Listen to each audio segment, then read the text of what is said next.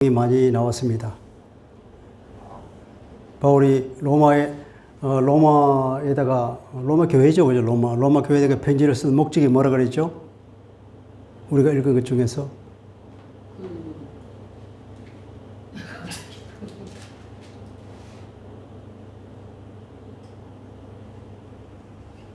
그냥 읽었어요? 아니요. 갑자기. 어쨌든 로마에다 복음을 전하겠다는 바울의 목적이 있잖아요. 신령한 은사를 나누어주기. 어떤 신령한 선물이죠. 신령한 선물은 그건 뭐 바울이 복음이죠.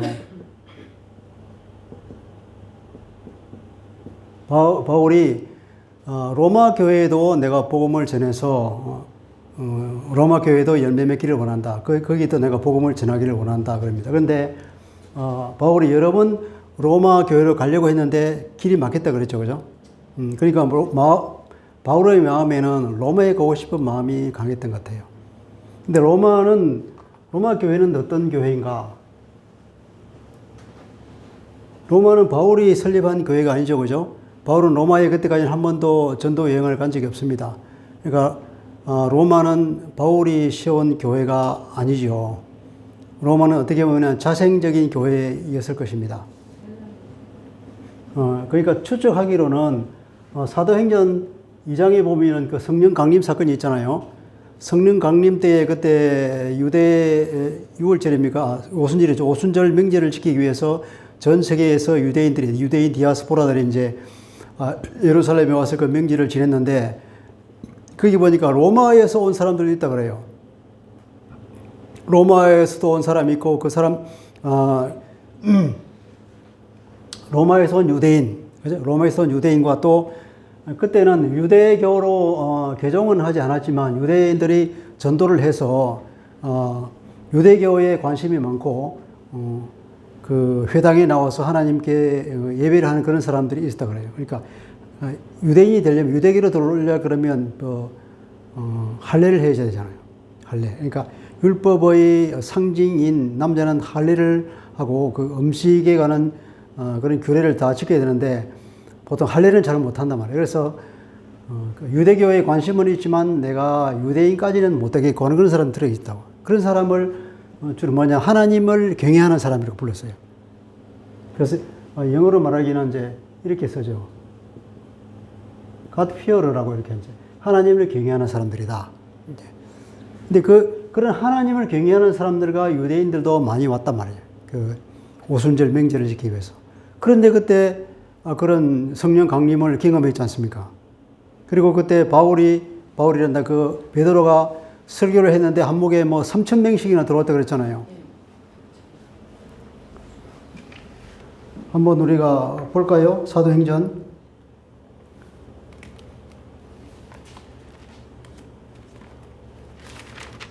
2장 2장 이제 보면 이런 내용이 쭉 나옵니다. 베드로가 설교를 하니까 그들이 37절에 보니까 그들이 이 말을 듣고 마음에 찔려 베드로와 다른 사도들에게 물어 이르되 형제들아 우리가 어찌할꼬 하거늘 이제 회개하는 수준까지 갔단 말이에요. 그럼 우리가 어떻게 해야 되겠냐? 그러니까 베드로가 이르되 너희가 회개하여 각각 예수 그리스도의 이름으로 세례를 받고 죄 사함을 받으라. 그리하면 성령의 선물을 받으리니 이 약속은 너희와 너희 자녀와 모든 먼데 사람 곧 우리 하나님이 얼마든지 부르시는 자들에게 하신 것이라 하고 또 여러 말로 확정하여 권하여 이르되 너희가 이 패악한 세대에서 구원을 받으라 하니 그 말을 받은 사람은 세례를 받음에 그 날에 신도의 수가 3,000이나 더하더라. 그러니까 많은 사람들이 세례를 받은 거죠. 3,000명이 다 세례를 받은지 모르지만 그래서 베드로의 설교를 듣고 바로 세례를 받고 예수를 구주로 영접한 사람들이 엄청나게 많이 생겼기 때문에 그 중에는 이게 로마에서 온 사람들도 많이 있을 거라고. 그런데 그들이 이제 로마로 돌아갔어. 로마로 돌아갔으니까 이 사람들은 어디에 모일까요? 그렇죠. 회당에서 모이겠죠. 그죠? 시나고그에서 모인단 말이에요. 근데 이제 여기 이 회당에는 이제 기존에 유대인이 있고 이게 이제 그리스도인들. 이 그리스도인들은 대부분 이제 유대인 그리스도인이죠. 유대인 그리스도인. 그런데, 유대인들은 이 사람들을 유대인 그리스도인 이제 세례를 받고 온 사람에 대해서 뭐라고 생각했어요? 이제 이건 아니라는 거죠. 일종의 이단이죠, 이단. 난리 난 거겠지. 바울이 그 전도 여행을 전 세계로 다닐 때 곳곳마다 이 회당에서 유대인들이 모여서 바울을 방해했지 않습니까? 그래서 그 방해할 뿐만 아니라 핍박하고 소동을 일으키고 그렇게 했더만 당국에 고발하고. 근데 이 사람들이 가서는 예수를 만났으니까 가만히 있을 수가 없단 말이에요. 분명히 예수가 그리스도라고 외쳤을 거라고. 우리가 그렇게 기다리는 메시아가 바로 그 나사렛 예수였다. 근데 이 말을 들은 또 이방인들이 순전히 이제 로마 사람들이 또 예수를 믿었을 거란 말이에요. 그런 상황이 돼서 그냥 자생적인 이제 교회가 교회라기보다는 일종의 그런 전도가 됐겠죠, 그죠? 전도가 되어서 이런 상황이 됐을 거라고. 그렇게 모이다가 이제 이 학자들의 추측에 의하면 분명히 이 사람 사이에는 싸움이 일어날 거다. 싸움이. 이 유대인들이 얼마나 다혈질입니까? 그 곳곳에, 세계 곳곳에 바울이 선교할 때마다 그런 거 하는 거 보면 분명히 여기서 대단히 큰 싸움이 벌어질 거고. 그래서, 49년에 이게 어느 황제라고 하죠? 글라우디오 황제라고 그랬죠, 그죠? 글라우디우스 황제 때에, 추방령이 내려졌어. 49년이네.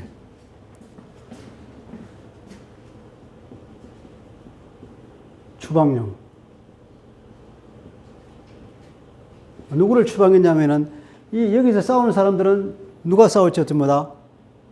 유대인이다, 유대인. 이 유대인들이 못 쓰겠어. 맨날 싸움이나 끌고, 이게 사회 질서를 어집했단 말이야, 사회 질서를. 카이사르가 암살당하고 나서는 로마에는 살벌한 분위기가 됐다 그래요. 그러니까 일체 소유를 일으키지 마라. 일체 사적인 모임을 공연하게 가지지 마라. 절대 밖에서 모이지 못한다. 이런 것이 이제 정치적으로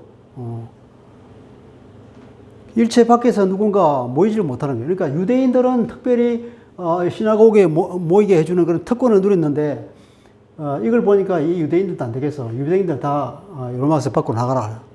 안 되겠어. 그 쫓겨났단 말이야. 쫓겨나고. 이때 쫓겨난 사람이 나중에 바울이 고린도에 가서 브리스갈라 부부를 만나다 그랬잖아요. 이 사람도 그때 쫓겨났다 그랬죠.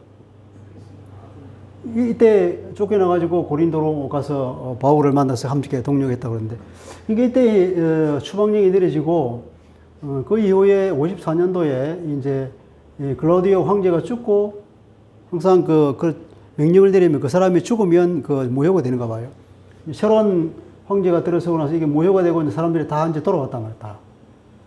이런 상황이 됩니다. 이 교회에 이제 49년부터 54년 동안 이게 5년권에 이 5년 동안에 이제 이게 말이죠. 로마 교회에 큰 변화가 있을 거라 그렇게 추측하는 거죠. 이때 서로 막 싸우다가 이제 유대인들이 다 나가버리니까 이제 말하자면 이방인들만 남았잖아요. 이방인 그리스도인들. 이방인 그리스도인들은 그러면 그 유대 회당에 갈 수 있을까요? 없을까요? 그럼 못 가지. 자기 집이 아니니까. 그리고 또 이 사람들이 이제 예수 믿는다고 서로 모여서 예배를 드리려고 그러니까 장소가 없는 거지. 그러니까 어디가 자연히 각 가정을 개방해서 모일 수밖에 없었던 거 말이야. 그래서 가정교회가 생겼다. 가정교회가 생겼는데 맨 나중에 보면 로마서 맨 끝에 보면 그 유능한 지도자들에 대해서 쭉 소개하고 있잖아요.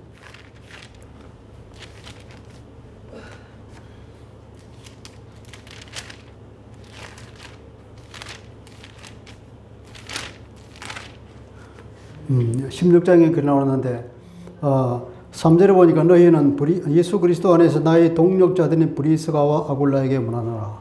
그러니까 브리스가와 아굴라 가정에 사람들이 모여서 아마 교회를 만들었을 거예요. 그리고 5절에 보면 저희 집에 있는 교회에도 문안하라. 그죠? 저희 집에 있는 교회, 가정교회죠. 내가 사랑하는 에베네도에게 문안하라. 그는 아시아에서 그리스도께 처음 맺은 열매라. 그리고 10절에 보면 그리스도 안에서 인정함을 받은 아벨레에게 문안하라. 아리스토블로의 권속에게 문안하라. 11절은 내 친척 헤로디언에게 문안하라. 나기수의 가족 중 주 안에 있는 자들에게도 문안하라. 근데 이 사람들이 10절이나 11절도 독자적인 교회를 하고 있는 그런 가정교회인지 아니면 뭐 브리스가 부부의 가정에 모였던 교회인지는 모르죠. 일단 이게 쭉 나오는 걸 봐서 이제 이것들이 다 가정교회이거나 아니면 적어도 그 소속된 사람들이죠. 또 14절에도 이게 나오잖아요.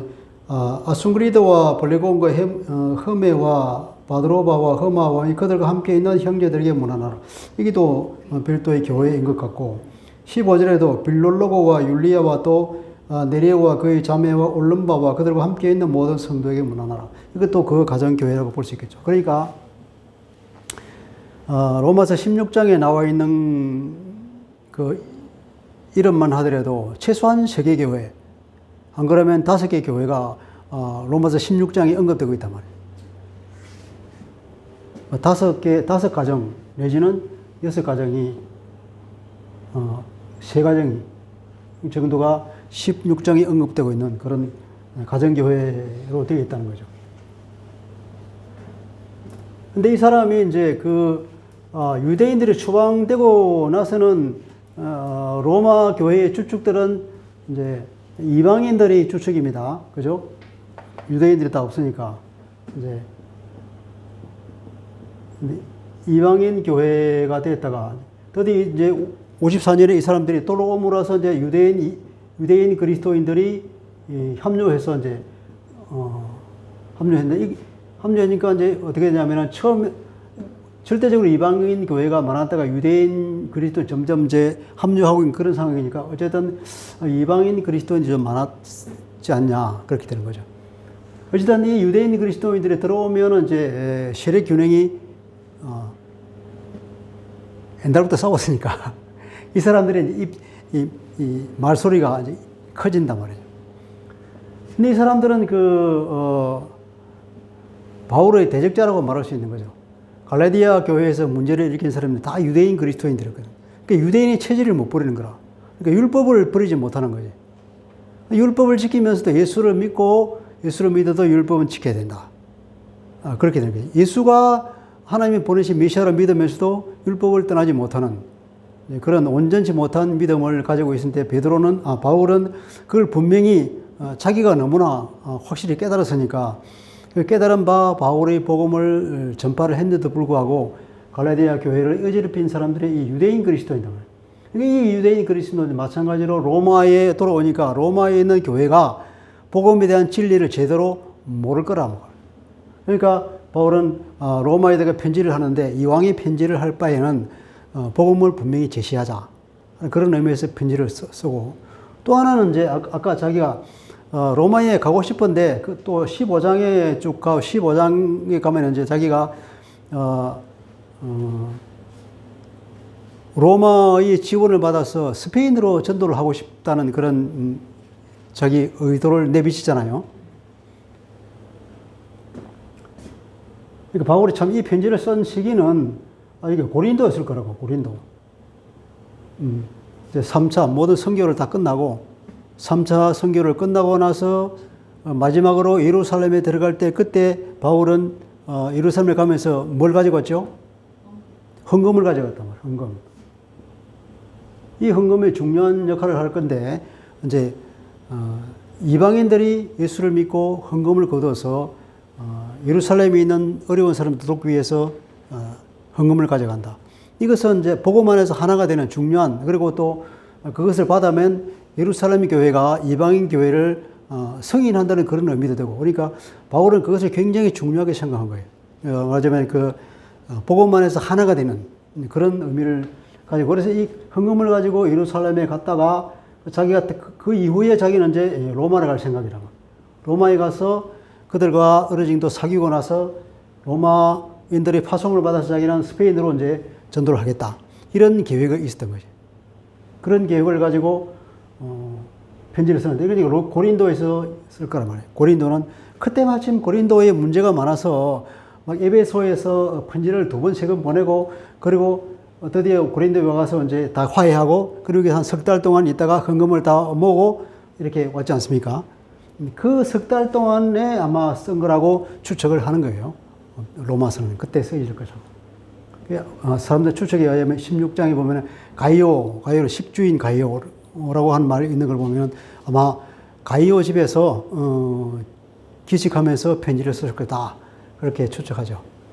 그때는 55년에서 56년 이 정도 되겠죠. 57년 정도?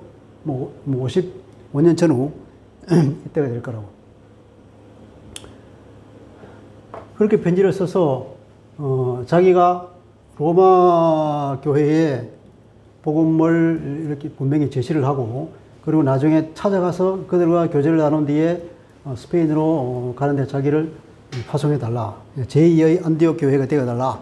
그런 이제 의사를 내비치는 거예요. 그러니까 이 편지가 이제 굉장히 공손한 편지토로 이루어져 있죠. 그죠? 그렇게 되어 있습니다. 그런데 이제 바울은 또 하나 중요한 것이 이렇게 유대인 그리스도인들이 이제 로마로 자꾸 돌아오는데, 그러면 분명히 이 사람들이 기존에 있던 그 이방인 그리스도인들이 가지고 있는 그 복음조차도 잘못된 걸로 말할 거다. 그러면 잘못된 복음이 거기에 들어갈 거라는 우려가 있는 거예요. 바울 입장에서는. 그리고 그뿐 아니라 자기가 선교를 하도 다닐 때마다 유대인과 계속 그 트러블이 있잖아요. 유대인과 트러블이 있을 뿐만 아니라 그 지역에 있는 당국까지 계속 고발당하고. 그러니까 바울은 가는 곳곳마다 부딪히고 막 고발당하고, 그러니까 그 내용을 잘 모르는 사람의 입장에서는 바울이 문제가 많은 사람인가 보다. 뭐 깡패도 아니고 뭐 이상한 사람이네. 이렇게 생각할 사람이 있을 거란 말이지.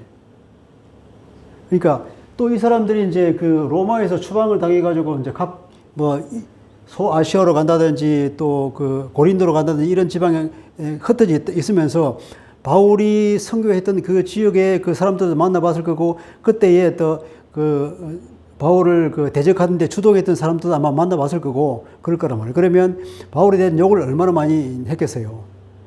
이 바울이 이제 차제에 그러면 내가 편지를 보낼 때에 그 내가 말하는 복음에 대해서 확실히 설명을 하고 그들이 알도록, 오해하지 않도록 그렇게 할 필요성을 느끼겠죠. 그러니까 바울은 이 편지를 보낼 때 그런 목적도 다분히 들어있을 거란 말이에요. 그런 여러 가지 목적을 포함해서 이제 복음을 편지를 쓴 거죠. 그러다 보니까 어떻게 보면 바울의 1, 2, 3차 선교 여행을 다 끝나고 나서, 그러니까 바울이 복음이 가장 무르익었을 때,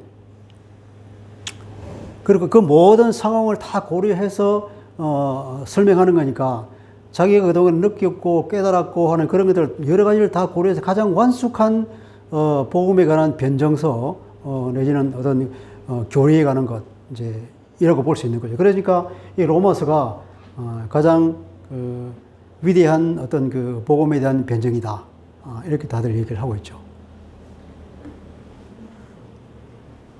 그런 목적으로 편지가 쓰여졌고,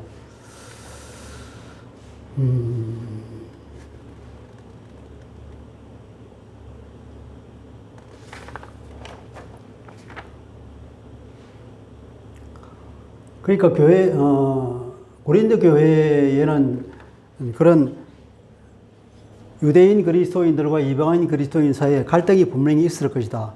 로마서 이제 14장, 15장에 보면 왜 그 먹는 문제 가지고 서로 갈등이 일어나서 그런 해법을 제시하는 게 있죠. 바울이, 그죠? 그런 걸로 봐서 분명히 그런 갈등이 있을 것이다. 교회가.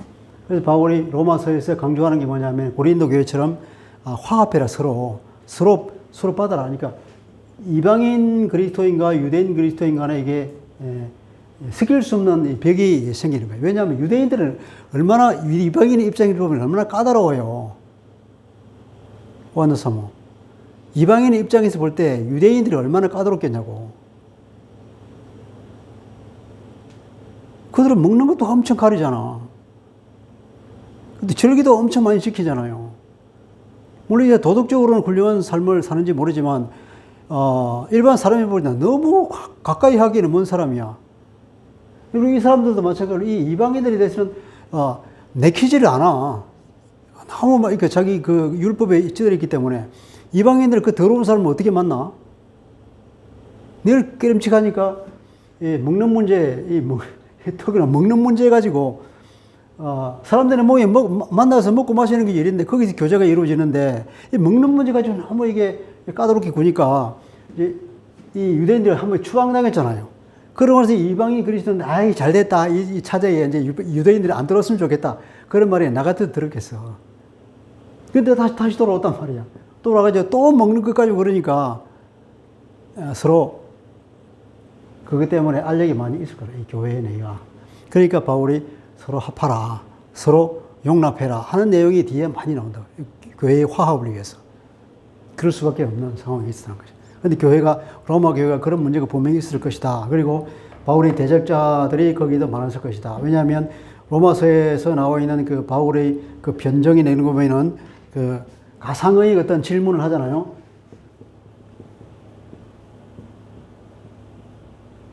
자기가 편지를 쓰면서 가상의 질문, 만약에 이런 질문을 하면은 이렇게 내가 답한다. 근데 이 가상의 질문이 어디서 나오냐? 다 이런 유대인 그리스도인들이 할 만한 질문들이라고.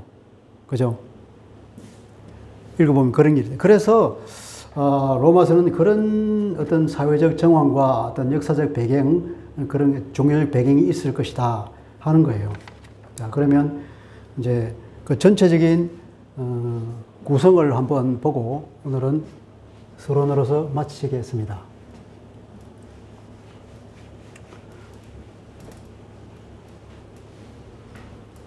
루트가 로마서 1장 17절인가 그거 보고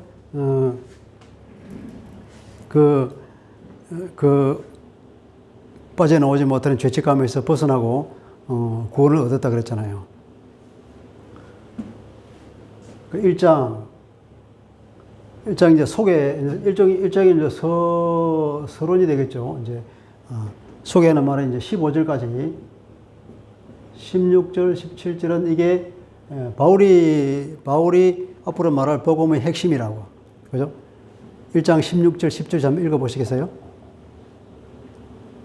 내가 복음을 부끄러워하지 아니하노니 이 복음은 모든 믿는 자에게 구원을 주시는 하나님의 능력이니라. 먼저는 유대인에게요 그리고 헬라인에게로다. 복음에는 하나님의 의가 나타나서 믿음으로 믿음에 이르게 하나니 비록 된 바 오직 의인은 믿음으로 말미암아 살리나가. 예, 여기 오직 믿음, 이거죠? 오직 믿음. 복음에 하나님의 의가 나타났다. 그리고 오직 믿음이다. 이것이 바울의 복음의 핵심이라고. 이 내용이 이제 1장에 이렇게 나오고, 그 다음에 15절까지가 이제 서론이 될 테고, 16절 복음의 핵심에 관한 내용이 있고, 그 다음 18절부터는, 이제 쭉쭉 흘러나가다가, 3장까지 되겠죠. 3장 20절까지가 이 내용은 전부 뭐에 관한 걸까요?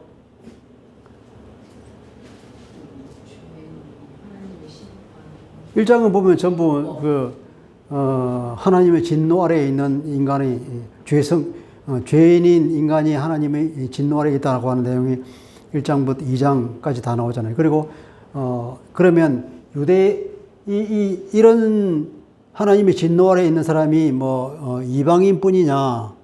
유대인들도 마찬가지다. 그러죠? 유대인들도 마찬가지야. 하나님의 계명을 토라를 가지고 있는 특권이 있지만 그러나 그들도 여전히 마찬가지다. 3장 21절까지 그렇게 모든 사람이 하나님의 진노 아래에 있는 그런 일반적인 상황을 다 율법 아래에 있다. 율법 아래에 잡혀 있다는 내용을 하고 그리고 드디어 복음의 말씀을 선포하는 게 3장 21절이죠. 그죠? 3장 21절 한번 읽어볼까요? 이제는 율법 외에 하나님의 한 의가 나타났으니 율법과 선지자들에게 증거를 받은 것이다. 예.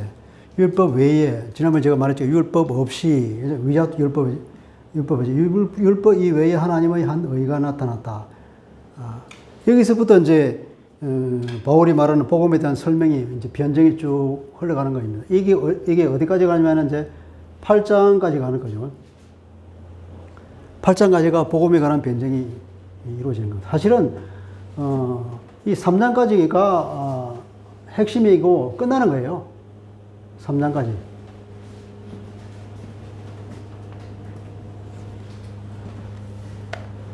그러니까 로마서가 어렵다고 생각했죠, 그죠?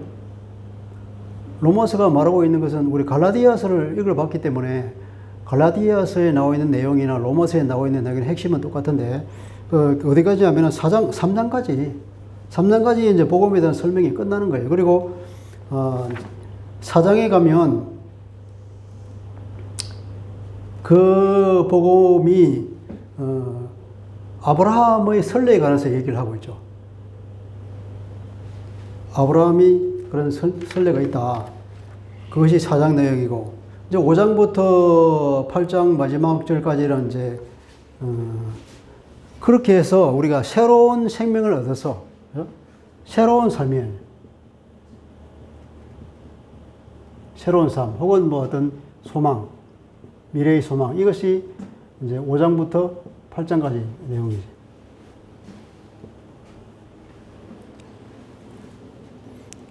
예수 그리스도로 인해서 우리가 새 생명을 받았으니까 이제 새로운 삶을 산다는 거죠.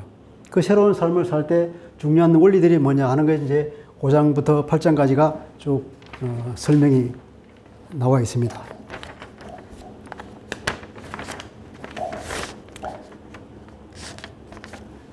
오장을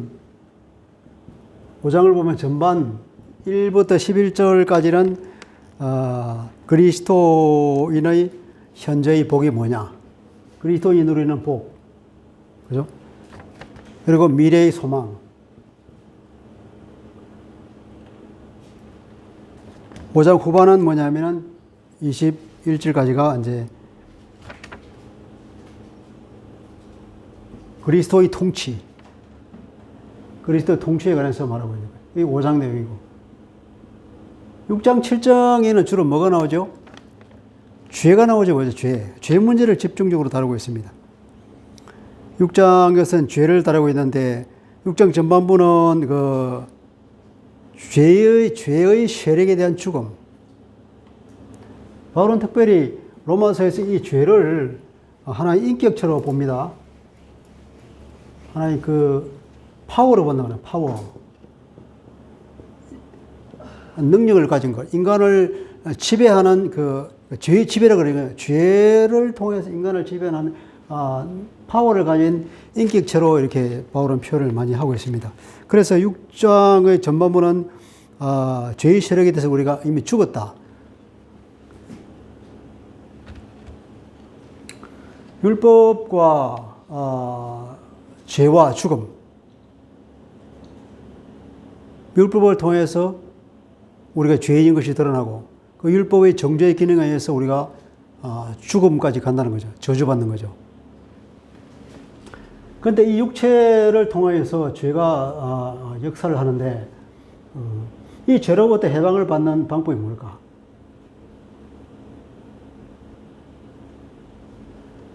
바울의 설명에 의하면 해방을 얻는 방법은 내가 그리스도와 함께 십자가에 죽었다 그랬잖아요. 근데 육체와 함께 육체에 있는 그 육체 욕망을 함께 십자가에 못 박아버린 사람이다. 그리스도인들은 지난번에 우리 설교에서 갈라디아서 그렇게 읽었죠, 그죠? 이게 무슨 말이냐면 우리가 이제 죽음이에요, 죽음. 이 죄가 육체를 통해서 우리를 지배하고 있는데 이 죄로부터 해방을 받는 유일한 길은 그냥 육체적인 죽어버리는 거예요. 죽으면 더 이상 이 육체를 십자가에다 못 박아서 던져버리고 그러면 더 이상 죄가 나한테 이제 어떤 그걸 발판이 없으니까 나한테 시비를 걸 발판이 없으는 거예요. 이게 참 아이러니지. 죽음으로 죽음을 극복하는 거지. 죄의 지배로부터 벗어나는 길은 죽어버리는 거야.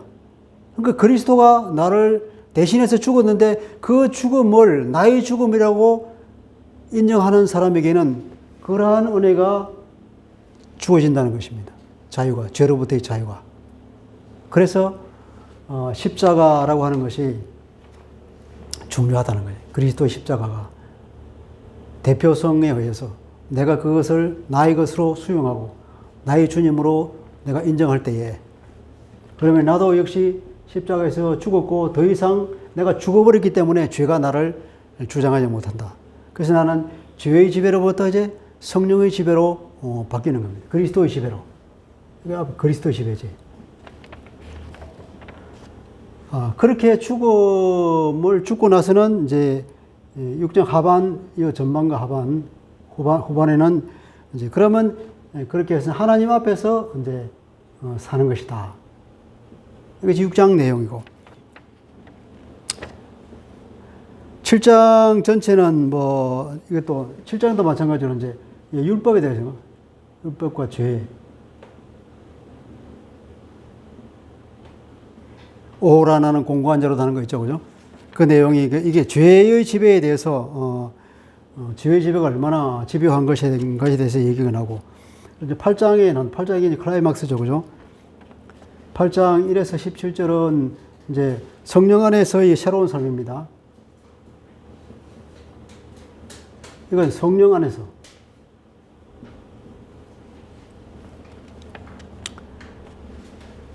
살다 보면 고난도 오죠, 그죠?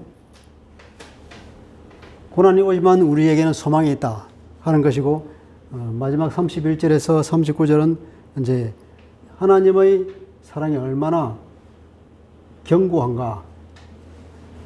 그리고 그러니까 그 믿음에 관한 확신이 우리에게 있다 하는 그런 8장. 이게 대단한 이르는 겁니다. 그러니까 로마서에 있는 중요한 내용들은 이 안에 다 들어있는 거예요. 그러니까 그 바울의 복음의 설명은 2장, 3장, 1, 2, 3장 안에 다 들어있고, 그죠?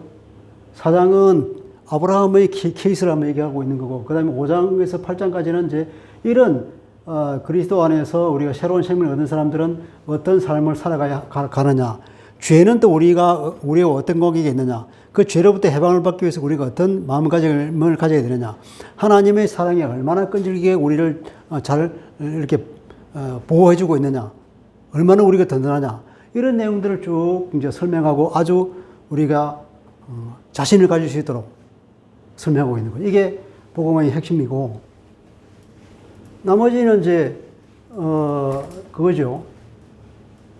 항상 서신서는 편지를 쓰다 보면은 교리에 관한 것들 그런 게 설명을 하고, 그리고 나중에는 그러면 그리스도인들이 어떻게 살아야 할 것인가, 늘 이것에 대한 그 조언을 주는 형식으로 되어 있다고. 로마서도 마찬가지죠. 근데 로마서는 그 전에 이제 아마 이 로마에 유대인 그리스도인들이 많이 있다는 걸 생각하고, 이제 유대인은 그러면 어떻게 되느냐, 거기에 대해서 설명하고 있습니다. 9, 11장. 유대인도 하나님께서 반드시 구원하실 거라는 그런 자기의 깨달음에 대해서 설명이 쭉 되어 있고, 그리고 이제 12장부터 15장까지, 15장 전반까지죠. 여기까지는 이제 그리스도인이 우리가 어떻게 살아야 할 것인가에 대한 실제적인 조언이 주어져 있죠.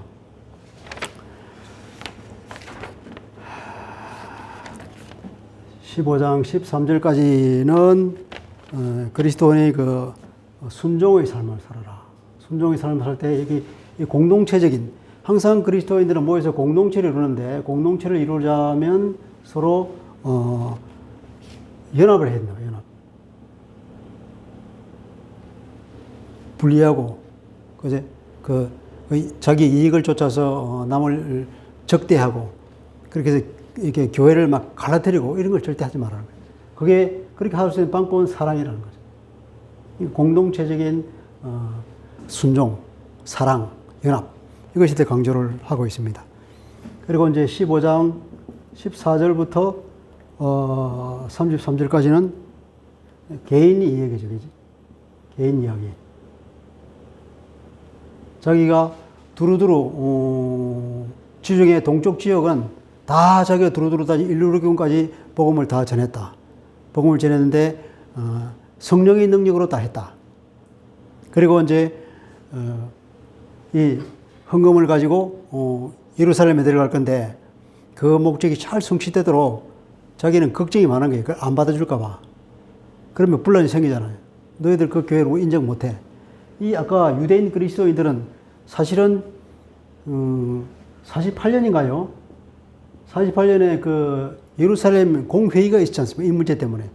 이 문제가 안디옥 교회에서 정식으로 제기를 해서 바울과 몇 사람들이 이제 예루살렘 교회에 가서 상의를 했단 말이에요. 했는데 여러 논란이 있다가 베드로가 이제 자기가 경험한 것을 얘기하고, 그래서 야고보입니까? 예수님의 동생인 야고보가 그 아마 예루살렘 교회야 그때는 담임 목사쯤 된 것 같은데 결론을 내리잖아요.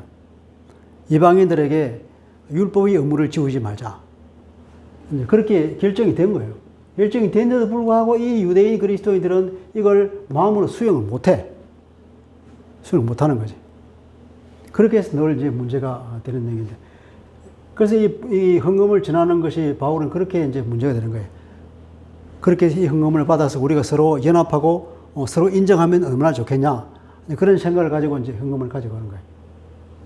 그래서 이제 기도해 달라는 얘기겠죠. 그죠? 그 마지막으로 아까 우리가 봤던 16장 1쪽의 부록처럼 붙어 있죠. 그러니까 거룩한 일꾼들을 쭉 나열하면서 이제 서로 안부를 전하고 그런 사람들을 존중해 주라 하는 바울의 권고가 있습니다. 그러니까 로마서 전체는 보면은 복음에 관한 핵심적인 변정서는 1장 후반부터 해서 2장 3장까지 다 끝난다는 거죠.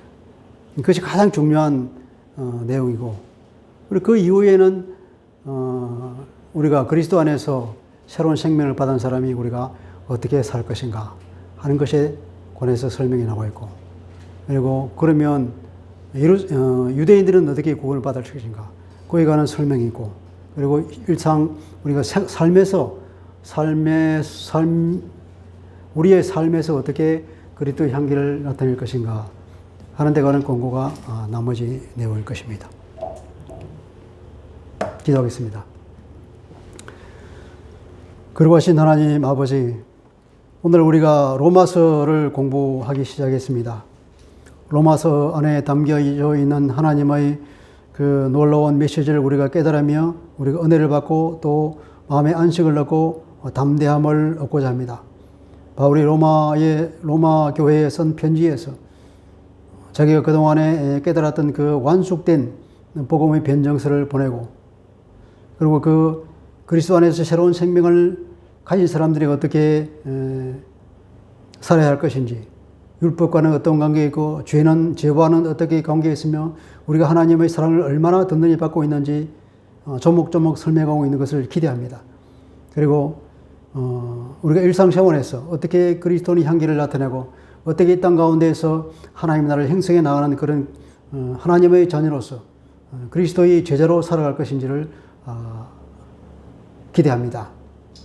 그것을 우리가 읽으며 그것이 우리 심령 가운데 깊이 박혀서 하나님 보시기에 아름다운 삶, 아름다운 교회를 이루어 나갈 수 있도록 은혜를 더하여 주옵소서. 감사하며 주 예수 그리스도의 이름으로 기도합니다. 아멘.